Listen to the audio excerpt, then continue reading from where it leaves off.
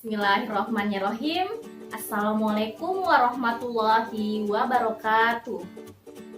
Apa kabar Ananda sekalian? Semoga semuanya dalam keadaan sehat walafiat. Baiklah, bertemu lagi dengan Mistari pada pembelajaran matematika. Di bab pertama ini kita mempelajari tentang pola bilangan, baris, serta deret. Untuk materi pertama atau untuk materi hari ini, Mistari akan mengajarkan tentang pola bilangan. Setelah materi yang pertama tentang pola bilangan, Mistari akan mengajarkan terlebih dahulu tentang pengertian pola bilangan. Pola bilangan adalah sebuah barisan yang membentuk suatu pola tertentu. Di dalam pola bilangan ini ada bermacam-macam ya nak ya. Yang pertama itu adalah pola bilangan ganjil.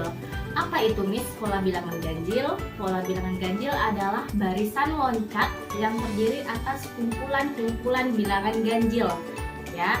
Nah, seperti apa sih gambarnya? Ini Mistari sudah buatkan yang di kotak putih ya. Misalnya U1 itu ada angka 1 karena bilangan ganjil itu dimulai dari 1. Kemudian U2 nya itu berangka 3. Kenapa 2 tidak masuk Miss? 2 tidak masuk karena 2 bukan merupakan bilangan ganjil. Kemudian yang ketiganya adalah 5 dan seterusnya.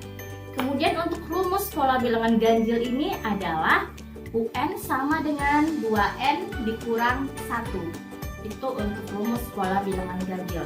Kemudian kalau kita buat dalam bentuk pola itu adalah angkanya 1, 3, 5, 7 dan seterusnya ya. Mistari akan memberikan contoh dari pola bilangan ganjil ini ya. Contohnya adalah tentukan suku ke-15 dari pola bilangan ganjil, yang mana tadi sudah diajarkan pola bilangan ganjil itu bahwasanya rumusnya adalah UN sama dengan 2N dikurang 1. Nah, kita ganti N-nya dengan 15. Berarti Q15 sama dengan 2 kali 15 dikurang 1 ya. 2 kali 15 sama dengan 30. 30 dikurang 1 hasilnya 29. Nah, sekarang yang kedua. Yang kedua merupakan pola bilangan genap. Pola bilangan genap ini adalah barisan bilangan loncat yang merupakan kumpulan-kumpulan bilangan genap ya. Kalau kita lihat di dalam kotak putih ini, U1 itu kita mulai dari 2 karena 2 itu merupakan bilangan genap. Dari 2, kemudian ada 4, ada 6 dan ada 8. Nah, untuk pola bilangannya sendiri bisa kita tuliskan yaitu 2, 4, 6, 8. Itu untuk pola bilangan genap. Kalau untuk contohnya, misalnya Mistari berikan contohnya, tentukan suku ke-10 pada pola bilangan genap ya. Nah, berarti kita masukkan rumusnya. Tadi di dalam kotak putih itu sudah ada rumusnya, UN sama dengan 2N. Berarti 2 dikali N. N-nya apa? N-nya berarti yang 10. Berarti 2 dikali 10 sama dengan hasilnya 20. Kemudian yang ketiga. Yang ketiga adalah pola bilangan segitiga. Apa itu pola bilangan segitiga? Berarti barisan bilangan yang mewakili suatu bundaran yang di dalam kotak putih itu ya, tapi dia membentuk suatu segitiga. Misal, Mistari punya U1 sama dengan 1. Nah, 1 kemudian U2-nya berapa? U2-nya 3. Biar dia membentuk segitiga yang bundaran-bundarannya. Kemudian U3-nya apa? U3-nya adalah 6. Seperti yang di dalam kotak ya. Kemudian untuk rumus dari pola bilangan segitiga sendiri itu adalah UN sama dengan N dikali N tambah 1 bagi 2. Untuk pola bilangan segitiga sendiri Mistari akan menyebutkan adalah 1, 3, 6, 10 dan seterusnya. Nah, kemudian Mistari akan memberikan contoh untuk bilangan segitiga ya. Nah, misalnya tentukan suku ke ke-14 dari pola bilangan segitiga. Nah, berarti N-nya kita ganti sama 14. Masukkan. Tadi rumus UN sama dengan N kali N tambah 1 per 2. Nah, berarti kita ganti U14 sama dengan N-nya ganti sama 14 ya, itu dia 14 kali 14 tambah 1 per 2. Berarti 14 kali 15 per 2. Nah, 14 sama 2-nya bisa kita coret ya nak. Berarti sama dengan 7. Berarti 7 dikali 15 hasilnya adalah 105. Sekarang yang keempat ya. Yang keempat itu namanya adalah pola bilangan persegi. Apa itu Miss pola bilangan persegi? Mungkin Ananda bayangkan gambar persegi, segi 4 yang sisinya sama ya. Nah, berarti untuk pola bilangan persegi ini adalah pola yang sama dengan bilangan berpangkat 2. Nah, misalnya nih di dalam kotak putih itu U1-nya ada 1, U2-nya ada 4, U3-nya ada 9 dan seterusnya, agar dia membentuk suatu persegi ya. Nah, kemudian UN-nya apa, Miss? UN-nya berarti rumusnya UN sama dengan N kuadrat.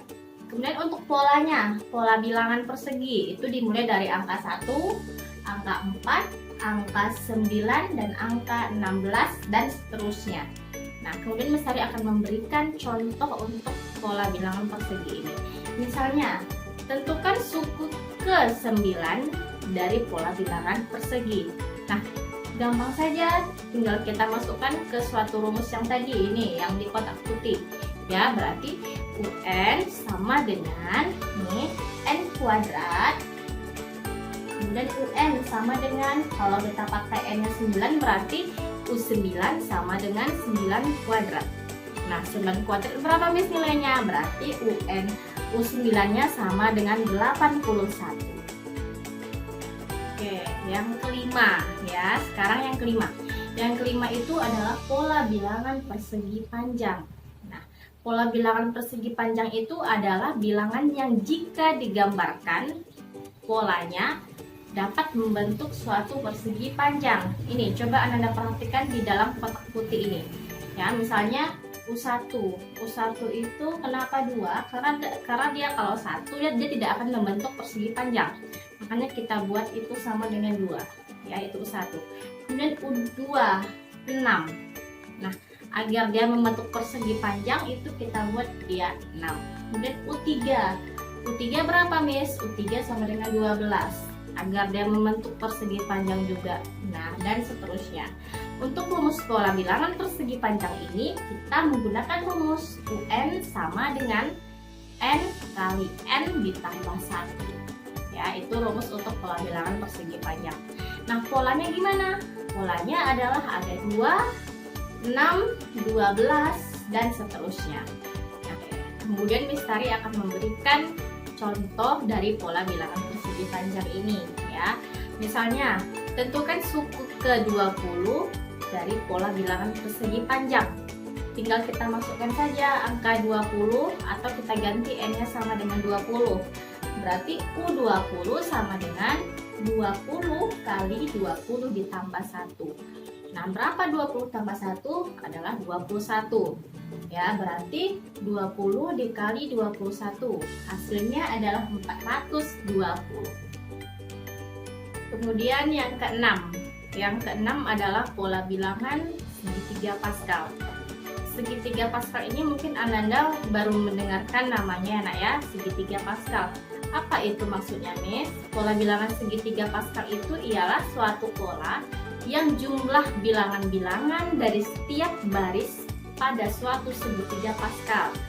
Nah, contohnya nanti Miss Tari jelaskan. Misalnya ini, coba Ananda perhatikan di dalam kotak putih ini. Misalnya, ada bilangan 1, 2, dan 1. Sehingga barisan U4 itu sama dengan 1 ditambah 2 ditambah 1. Kita jumlahkan, berarti hasilnya 4 ya. Nah, itu untuk pola bilangan segitiga Pascalnya sendiri. Kemudian rumus untuk mencari pola bilangan segitiga Pascal ini adalah UN sama dengan 2 pangkat N kurang 1. Ya, sekali lagi Lestari ulangin, UN sama dengan 2 pangkat N kurang 1.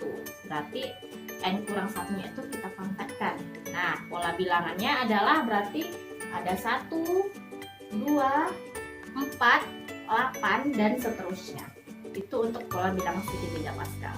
Oke, kemudian Lestari akan memberikan contoh untuk pola bilangan segitiga Pascal.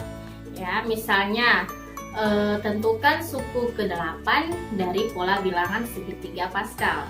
Nah, tinggal Anda masukkan saja, berarti UN sama dengan 2 pangkat N dikurang 1. Nah, berapa hasilnya? 2 pangkat N dikurang 1, N-nya kita ganti sama 8.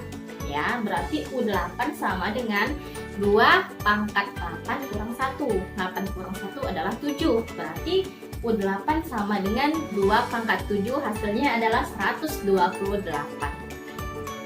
Oke, nah sekarang kita masuk yang ke-7 ya. Yang ke-7 adalah namanya itu pola bilangan Fibonacci. Fibonacci aneh sekali mungkin bagi Anda sekalian karena baru mendengarkan ya nak ya. Nah, apa maksudnya Miss? Pola bilangan Fibonacci ini ialah suatu pola bilangan yang diperoleh dari kita menjumlahkan 2 bilangan sebelumnya. Misal, tinggal Anda perhatikan yang di kotak putih ini ya, bilangan Fibonacci. Nah, bilangan Fibonacci misalnya ada di suku pertama ada 1, 2, 3. Nah, satu ini diperoleh dari mana? Satu ini diperoleh dari suku pertama, kemudian suku kedua. Nah, suku kedua itu adalah 1 ya, berarti 1 juga. Kenapa 1 juga? Karena 2 bilangan sebelumnya itu ada 1 sama 0, berarti hasilnya 1. Nah, bilangan berikutnya adalah 2. Nah, 2 dari mana diperoleh, Miss? 2 diperoleh dari 1 tambah 1. Nah, yang untuk ketiga ini diperoleh dari 1 ditambah 2, hasilnya 3. Kemudian yang kelima ini gimana? Yang kelima ini berarti 2 angka bilangan sebelumnya adalah 2 ditambah 3 sama dengan 5. Itu untuk bilangan Fibonacci. Nah, untuk rumus Fibonacci sendiri Lestari akan menjelaskan bahwasanya UN sama dengan UN kurang 1. Berarti suku sebelahnya ditambah UN dikurang 2. Berarti 2 bilangan sebelumnya. Itu saja yang bisa Lestari sampaikan kepada Ananda. Apabila ada Ananda yang bertanya, Lestari persilahkan tinggal di komentari kolom di bawah ini. Baik, mungkin itu saja Lestari ucapkan. Wabillahi taufik wal hidayah. Wassalamualaikum warahmatullahi wabarakatuh.